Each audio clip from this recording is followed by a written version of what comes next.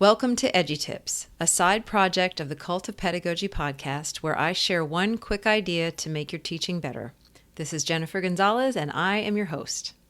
This EduTip is supported by Reading Progress in Teams, a free tool by Microsoft designed to improve reading fluency. Students record themselves reading aloud at school or at home and submit it for teacher review. With AI-powered estimations of student errors, easy data collection, and dashboards to track student growth, this free tool is designed to give educators more time to do what they do best, teach. With Reading Progress, educators can do fluency checks more often to better adapt to students' needs. Created for diverse classrooms, including emerging readers, non-native readers, and those with learning disabilities, Reading Progress is supported in over 37 languages.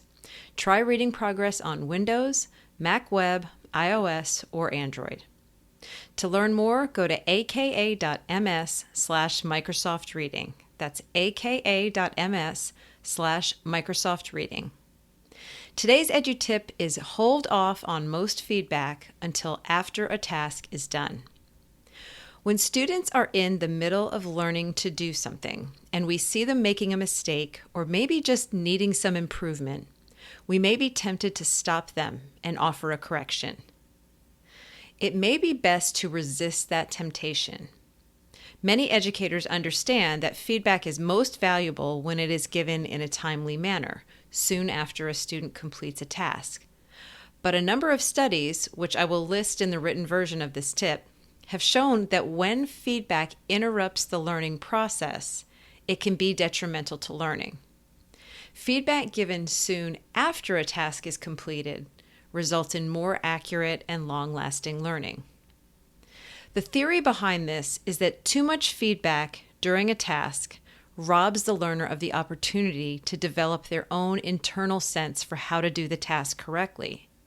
They can become dependent on the feedback, and once that feedback is removed, be unable to self-correct.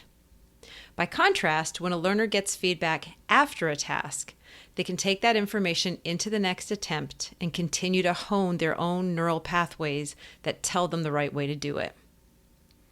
This principle doesn't necessarily apply to all students in all situations. When someone is first learning a task, they may need more frequent feedback to get closer to the desired behavior.